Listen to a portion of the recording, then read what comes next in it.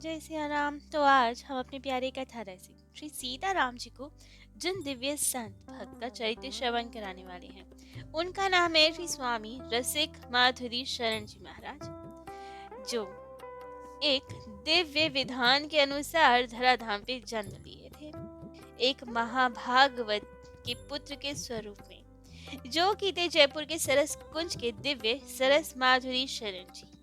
उन्हीं के पुत्र थे रसिक माधुरी शरण जी। उनकी मैया का नाम था आनंदी देवी। संवत 1955 पौष कृष्ण प्रतिपदा को आपका जन्म हुआ था। सरस माधुरी शरण जी की प्रथम पत्नी का देहांत हो गया था।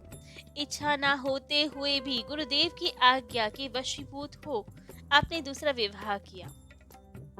गुरुदेव ने जन्म से पूर्व ही रसिक मुरारी जी को तारण तरन कह के बुलाया। कहा कि ये पुत्र सबके तारण तरन बनने वाले हैं, सबको भवसागर से पार ले जाने वाले हैं, और ये बात सिद्ध भी हुई। रसिक मुरारी जी की माँ आनंदी देवी जी का जब धाम गमन हो गया, तब रसिक मुरारी केवल 1 वर्ष के थे। तो माँ के जाने के बाद माँ का भी सारा कर्तव्य दायित्व सरस माधुरी शरण जी को निभाना पड़ा। वे प्यार से रसिक मुरारी जी को राधे कह के बुलाते थे, इसीलिए उनका नाम राधे श्याम पड़ गया। पर रसिक माधुरी शरण जी ने अल्प अवस्था में ही आपको दीक्षा दी और नाम रखा रसिक माधुरी शरण जी। स्वाभाविक ही था, क्योंकि सरस माधुरी जी के स्नेह से सींचे हुए थे, उनके आदर्श में ढले हुए थे आप, तो बालपन से ही अपने पिता की भांति ही थे। त्याग वैराग्य में जीवन था। संसार में रहते हुए भी संसार से विरक्त रहते थे आप। आपका जीवन ऐसे ही वैराग्य में था, अनासक्त जीवन था, मानो जीवन प्रवाह नदी के जैसे बहता जा रहा हो और आप उसके तट पे बैठ के ठाकुर जी का भजन कर रहे हो। एक और, जब आपकी पढ़ाई लिखाई नौकरी चाकरी ब्याह संतान का पालन पोषण सब व्यवहारिक कार्य चल रहे थे, तब उन्होंने इंटरमीडिएट तक की पढ़ाई की, वकालत की और जेल में डिप्टी जेलर के पद पर सरकारी नौकरी भी की। जयपुर के लक्ष्मी गोपाल जी मंदिर के महंत की भतीजी से आपका विवाह हुआ था, जिनका नाम था रुक्मणी बाई जी। उनसे एक पुत्र 4 कन्याओं का भी जन्म हुआ था। लेकिन कुछ समय बाद ही रुक्मणी बाई जी का धाम गमन हो गया और तब आपने दूसरा विवाह किया। दूसरा विवाह होने के बाद भी भजन निर्विघ्न चलता रहा। वे सरस कुंज के ठाकुर ठाकुरानी जी की सेवा पूजा करते, सरस कुंज के दैनिक भजन कीर्तन उत्सव आदि में सक्रिय रूप से भाग लेते। बीच बीच में वृंदावन जाके पंडित रामकृष्ण दास बाबा जी, अवधदास बाबा जी, माधव दास बाबा जी, गौरांग दास बाबा जी, अनेक सिद्ध संतों का संग किया करते। राम रूप जी का एक विनय का पद था जो वे अक्सर गाया करते थे, जिससे आपकी मनोभाव स्थिति पता लगी। आप गाते थे, हरि मोही ऐसा कर वैरागी, बाहर ग्रही सादर साऊं, अंतर में रहूं त्यागी, राग द्वेष दोनों छुट जावे, समझू आत्म रूपा, हर्ष शोक हृदय से भागे, व्यापे छाना धूपा, साज हरि सु सहज जगत सु, को लेप ना लागे, त्रिगुण माया की मर्यादा, पहुँचा वो तिहि आगे, करम न बांधे भर्म न उपजे, कोई रहे न आशा, 4 पदारथ में नहीं अटकू, कर लीजे निज दासा, कंठी प्रीति गले पहिरावो, कृपा तिलक लगावो, चरण दास गुरु हाथ घरो, अब राम रूप अपनावो। जब वे अक्सर ये गाते ही रहते थे, तो बहुत छोटी अवस्था में ही ठाकुर जी ने उनकी प्रार्थना सुन ली थी।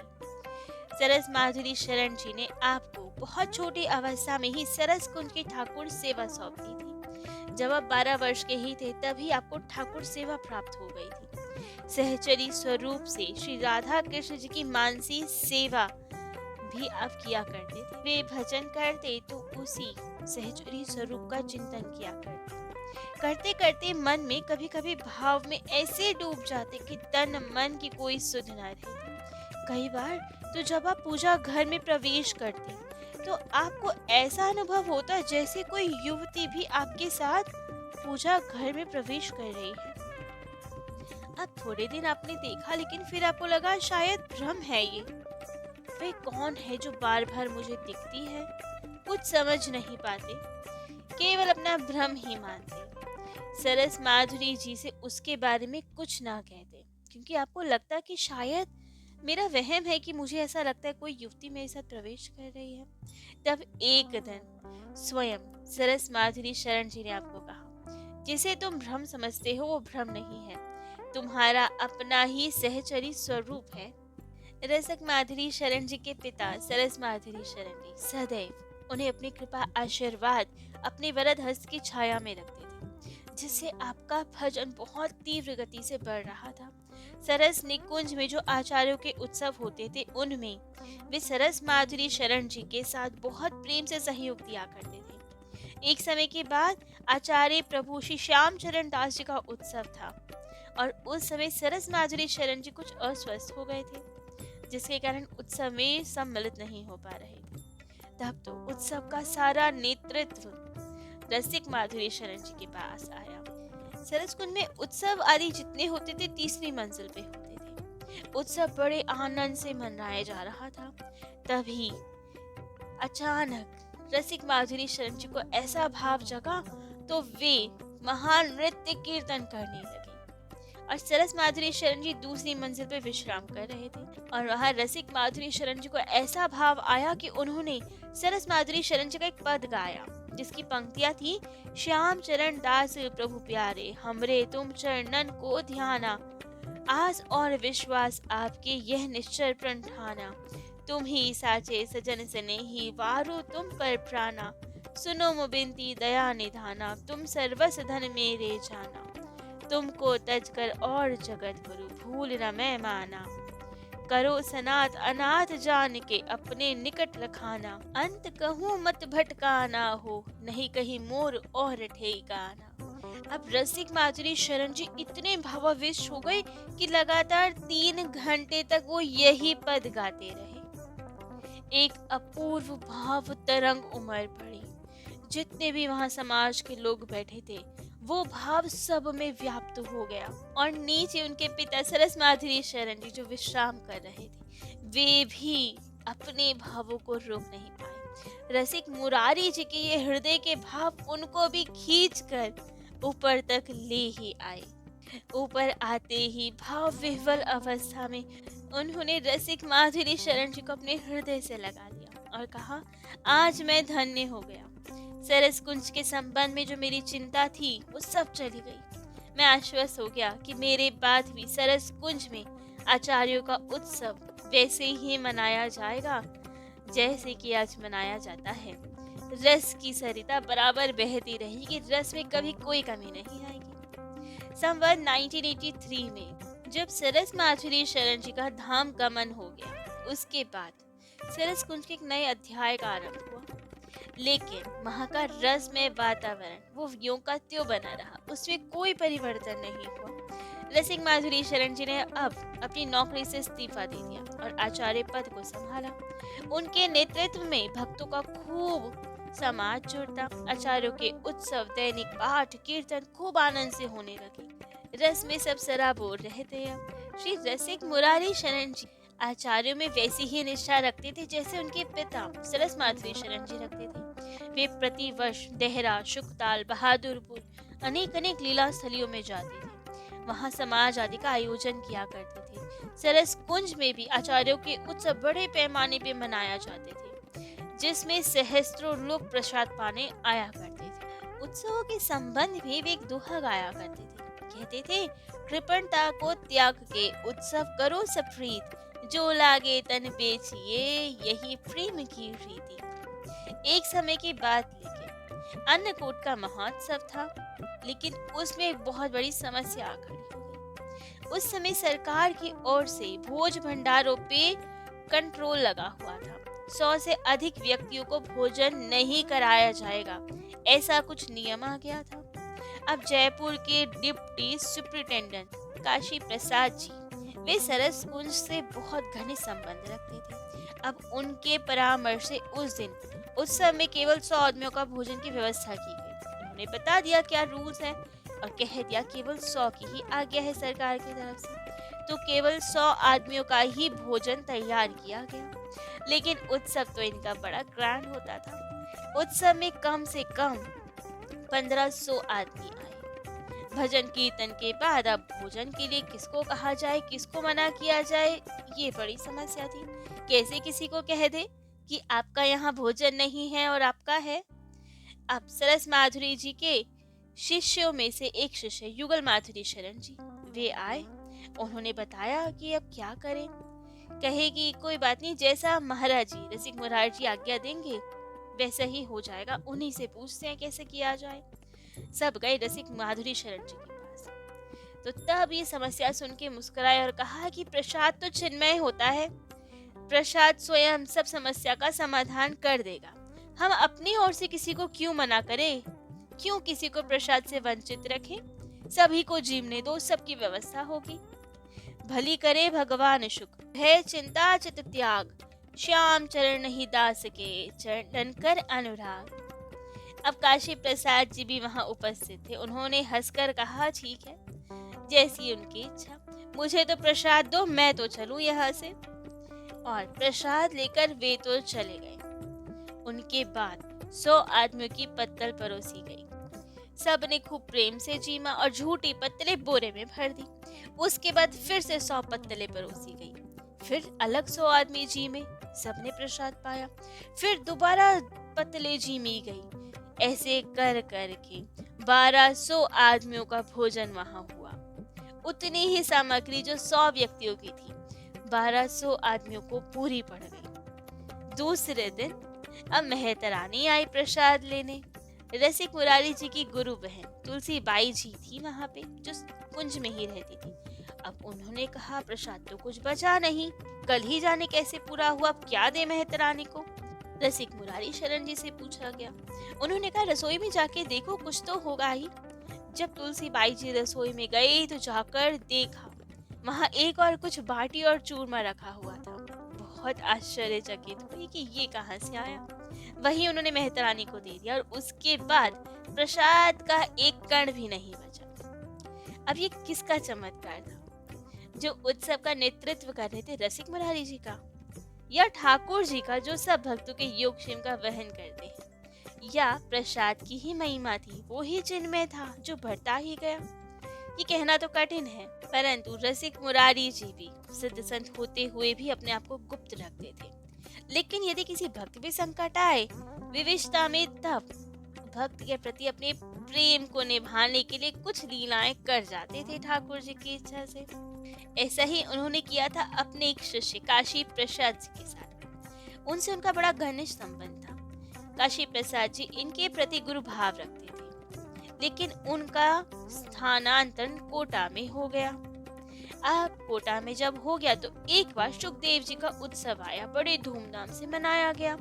ऐसा उत्सव तो पहले कभी नहीं मनाया गया था जैसा इस बार मनाना था।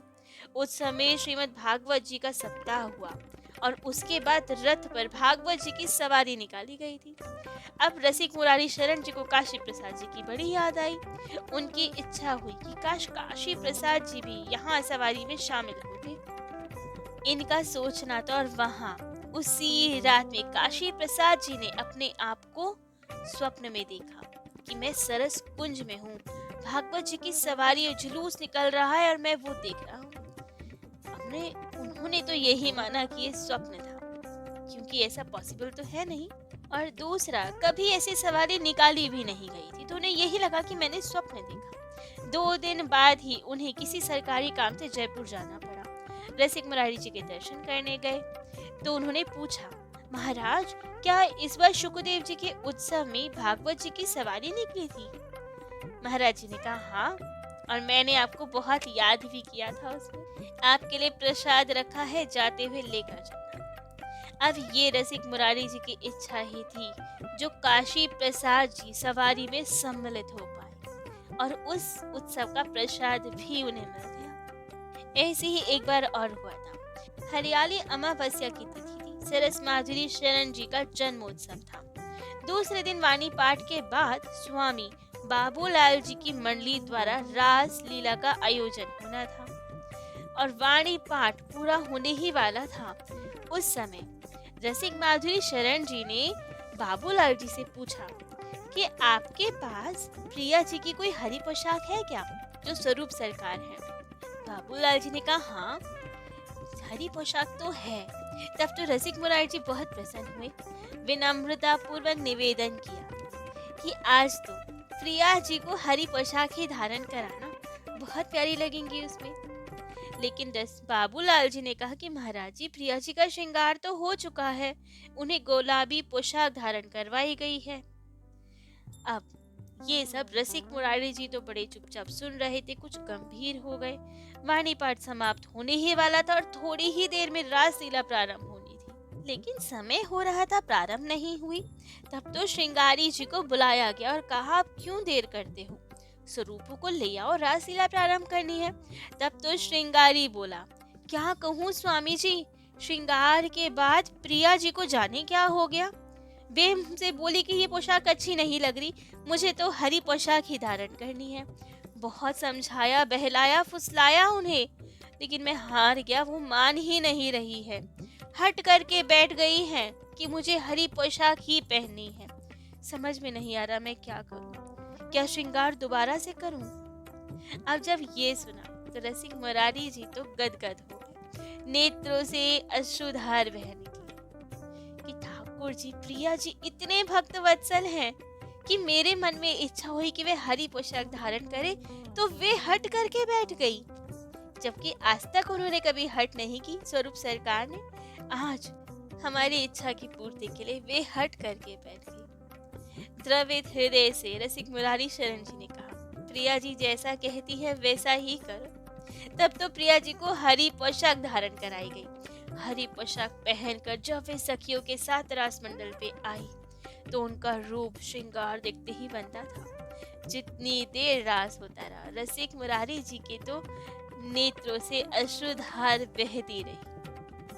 एक बार सरस कुंज में उत्सव था समाज में, लेकिन हारमोनियम बजाने वाले की कोई कमी हो गई। जाने वो आया नहीं उत्सव में, अब कौन हारमोनियम बजाए, बिना हारमोनियम के तो रस ना आए। तब रसिक मुरारी शरण जी के एक शिष्य थे कल्याण सिंह जी। अचानक उन्होंने कहा, कल्याण सिंह जी आप हारमोनियम बजाइए। अब कल्याण सिंह जी ने तो कभी गाने बजाने से संबंधित कोई कार्य नहीं किया था, लेकिन गुरुदेव ने आज्ञा दे दी तो लेके बैठ गए हारमोनियम और बजाना आरंभ करने लगे। जाने कैसी विद्या प्रकट हुई, आज तक सरस कुंज के उत्सवों में फिर वो ही हारमोनियम बजाया करते, बड़े अच्छे संगीतज्ञ माने गए। फिर वे सरस कुंज में जो पूजित श्री विग्रह थे, अब उनसे रसिक माधुरी शरण जी की आत्मीयता बहुत बढ़ गई थी। भांति भांति से अपने ठाकुर जी को लाड चढ़ाते थे। उनके सभी उत्सव बड़ी धूमधाम से मनाते थे और ठाकुर जी भी अब समय समय पर तरह तरह की लीलाएं रसिक माधुरी शरण जी के साथ करने लगे। तो ऐसी कौन कौन सी लीलाएं की ठाकुर जी ने रसिक मुरारी शरण जी के साथ, ये सब हम अपने प्यारे कथा रसिक श्री सीताराम जी को कल श्रवण कराएंगे। आज के लिए इतना ही। जय जय श्री सीताराम।